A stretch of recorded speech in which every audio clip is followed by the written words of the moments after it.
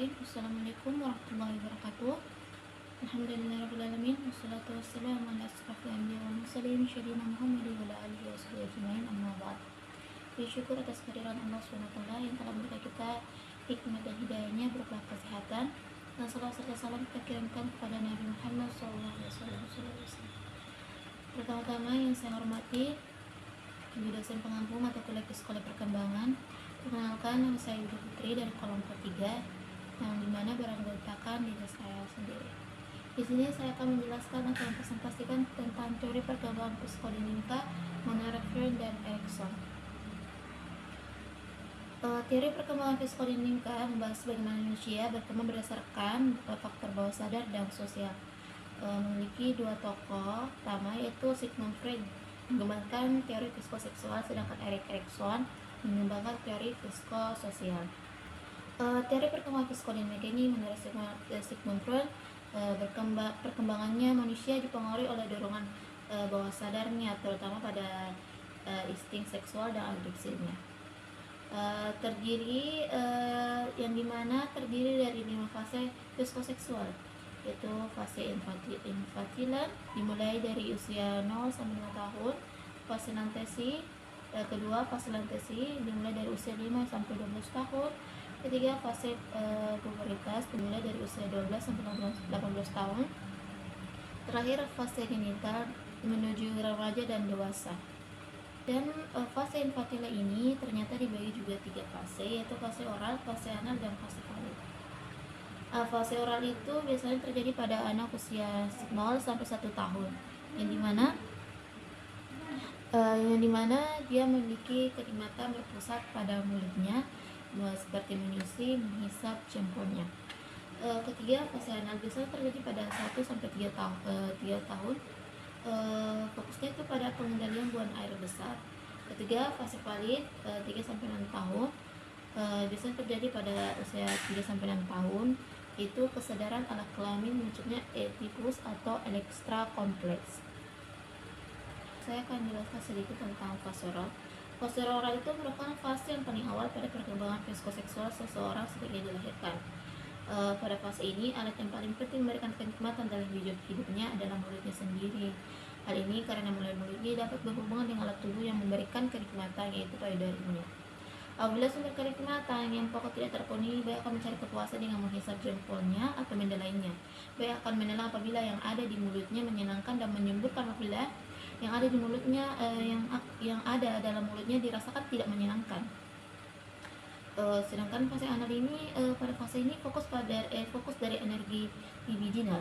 Energi libidinal itu dorongan atau energi psikis yang berkaitan dengan libido, yaitu hasrat seksual atau dorongan untuk kesenangan, yang dimana dialirkan dari mulut ke daerah dubur, serta kesenangan atau kepuasan diperoleh dalam kaitannya dengan tindakan memainkan atau menahan fase. Fase itu menahan buang air besar. Terakhir fase falik. Tahap falik ini adalah tahap ketiga perkembangan psikoseksual yang mencakup usia 3 hingga 6 tahun, di mana libido bayi berpusat pada alat kelamin mereka sebagai zona sensitif seksual. Pada usia ini anak-anak juga mulai menemukan perbedaan karakter dan wanita. Anak menjadi sadar akan perbedaan atomic seks yang menggerakkan konflik antara ketarikan erotis, kebencian, persaingan, atau kecemburuan dan ketakutan yang disebut Freud sebagai kompleks Oedipus pada anak laki-laki dan kompleks Elektra pada anak perempuan. Fase lantesi. Fase ini disebut juga sebagai periode teduh, suatu periode cukup panjang yang berlangsung sampai masa puberitas. Sepanjang periode ini aktivitas libidinal berkurang, dan kita dapat mengamati suatu direneksualitas dalam pergaulan dengan orang lain dan dalam hidup emosional anak. Di sini mulai terbentuk rasa malu dan aspirasi moral serta estetis. Perkembangan psikoseksual ini dari tahun pertama sama sekali dilupakan, seolah-olah ada aktivitas seksual. Selanjutnya fase puberitas. Nah, dalam fase ini dorongan mulai muncul kembali. Apabila dorongan ini dapat ditransfer dan disublimasikan dengan baik, anak akan sampai pada masa kematangan yang terakhir. Terakhir itu fase genital, itu pubertas hingga dewasa. Fase ini mulai pada masa remaja ketika segala kepuasan berpusat pada alat kelamin atau karakter genital mengiktisarkan tipe ideal dari kepribadian, yaitu terdapat pada orang yang mampu mengembangkan relasi seksual yang matang dan bertanggung jawab serta mampu memperoleh kepuasan dari pencinta heteroseksual. Secara teoritis, setiap orang harus melalui fase-fase tersebut dalam perkembangan psikoseksualnya. Apabila terjadi gangguan pada salah satu fase, akan terjadi ketidakpuasan yang dapat menyebabkan terjadinya neurose pada orang tersebut pada kemudian harinya setelah ia dewasa. Selain tahap perkembangan, Freud juga mengembangkan konsep struktur kepribadian, yaitu ide, aspek biologi, itu satu ide, aspek biologis, dua ego, aspek psikologis, ketiga superego, aspek sosial. Nah, ide yaitu aspek biologi adalah komponen kepribadian yang primitif dan naluri. Ide adalah bagian dari alam bawah sadar yang berisi semua dorongan dan impuls, termasuk apa yang disebut libido, semacam energi seksual umum yang digunakan untuk segala hal, mulai dari naluri bertahan hidup sehingga apresiasi seni. Ego itu aspek psikologi, dia menengahi antara ide dan superego. Ego itu adalah satu-satunya bagian dari kepribadian yang sadar, adalah apa yang orang itu sadari ketika mereka memikirkan diri mereka sendiri. Sedangkan superego, aspek sosiologis itu moralitas dan nilai sosial. Superego adalah bagian dari alam bawah sadar yang merupakan suara hati nurani, melakukan apa yang benar dan sumber kritik diri. Selanjutnya kita masuk ke teori perkembangan psikodinamika menurut Erik Erikson. Erik Erikson mengembangkan teori psikoseksual yang merupakan perkembangan dari teori psikoseksual Sigmund Freud. Namun Erik lebih menekankan faktor sosial dan lingkungan dalam bentuk kepribadian seseorang sepanjang hidup, bukan hanya dorongan seksual seperti teori Freud. Nah, menurut Erikson, 8 tahap perkembangan tersebut berlangsung dalam jangka waktu yang teratur ataupun secara hierarkis. Akan tetapi, jika dalam tahap sebelumnya seseorang mengalami ketidakseimbangan seperti nikah, maka tahap berikutnya ia dapat memperbaikinya. Dan tahap-tahap ini memiliki 8 tahap perkembangan. Itu perkembangan yang pertama itu kepercayaan advance kecurigaan. Biasanya ini terjadi pada usia 0 sampai 2 tahun. Pada masa bayi atau tahun pertama adalah titik awal perbentukan kepribadian. Belajar mempercayai orang lain agar kebutuhan dasarnya terpenuhi. Perang ibu atau orang-orang terdekat seperti pengasih mampu menciptakan keakraban dan kepedulian, dapat mengembangkan kepercayaan dasarnya. Kedua, otonomi versus perasaan malu dan ragu-ragu. Biasanya terjadi pada usia 2 sampai 3 tahun. Konflik yang dialami anak pada tahap ini adalah otonomi atau versus rasa malu serta keraguannya. Kekuatan yang seharusnya ditumbuhkan adalah keinginan atau kehendak, di mana anak belajar menjadi bebas untuk mengembangkan kemandiriannya. Dan ketiga itu inisiatif atau advance kesalahan. Biasanya terjadi pada usia 3 sampai 6 tahun. Anak pada tahap ini belajar menemukan keseimbangan antara kemampuan yang ada dalam dirinya dengan harapan atau tujuan. Itulah sebabnya anak cenderung menguji kemampuannya tanpa mengenal potensi yang ada pada dirinya. Konflik yang terjadi adalah inisiatif atau terbentuknya perasaan bersalah. Bila lingkungan sosial kurang mendukung, maka anak kurang memiliki inisiatif. Keempat itu kerajinan atau inferioritas. Biasa terjadi pada usia 6 sampai 12 tahun. Konflik pada tahap ini adalah ia kerja aktif, rendah dirinya. Itu sebabnya kekuatan yang perlu ditumbuhkan ialah kompetisi atau terbentuknya berbagai keterampilan. Membandingkan kemampuan diri sendiri dengan teman sebaya terjadi pada tahap ini. Anak belajar mengenali keterampilan sosial dan akademis melalui kompetisi yang sehat dengan kelompoknya. Kelima, identitas atau kekaburan peran. Biasanya terjadi pada usia 12 sampai 20 tahun.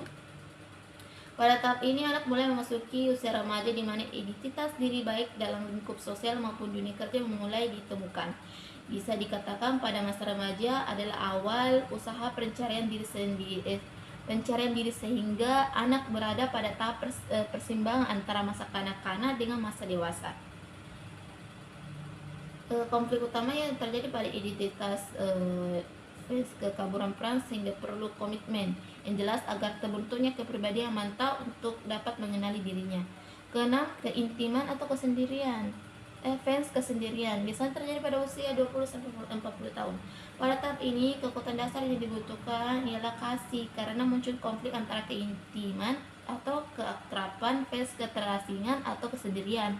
Agen sosial pada tahap ini ialah kekasih, suami atau istri, termasuk juga sahabat yang dapat membangun suatu bentuk persahabatan sehingga tercipta rasa cinta dan kebersamaan. Bila kebutuhan ini tidak terpenuhi, maka muncullah perasaan kesepian, kesendirian, tidak berharga. Ketujuh, generativitas ada fase stagnasi. Biasanya terjadi pada usia 40 sampai 65 tahun. Seseorang telah menjadi dewasa pada tahun ini sehingga diperhadapkan kepada tugas utama untuk menjadi produktif dalam bidang pekerjaannya serta tuntunan untuk berhasil mendidik keluarga serta melatih generasi penerus. Konflik utama pada tahap ini adalah generativitas, stagnasi, sehingga kekuatan dasar yang penting untuk ditumbuhkan ialah kepedulian. Kegagalan pada masa ini menyebabkan stagnasi atau keterhambatan berkembang. Terakhir yaitu integritas ego, fans keputusan. Biasanya terjadi pada usia 65 tahun sampai kematiannya. Pribadi yang sudah memasuki usia lanjut mulai mengalami penurunan fungsi-fungsi kesehatan. Begitu juga pengalaman masa lalu baik keberhasilan atau kegagalan menjadi perhatiannya, sehingga kebutuhannya adalah untuk dihargai.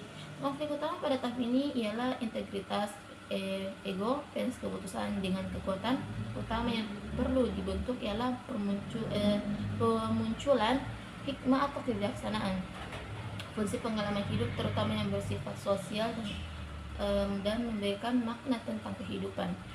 Nah, perbedaan utama teori Erikson dan Freud itu adalah Freud itu fokus pada perkembangan psikoseksual lebih banyak terkait dengan insting dan dorongan bawah sadar.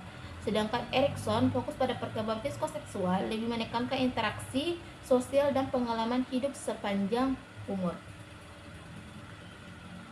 Jadi kesimpulannya itu teori psikodinamika Freud menekankan peran dorongan bawah sadar, khususnya inti seksualnya, dalam perkembangan individu melalui tahapan psikoseksual yaitu oral, anal, latensi, dan genital.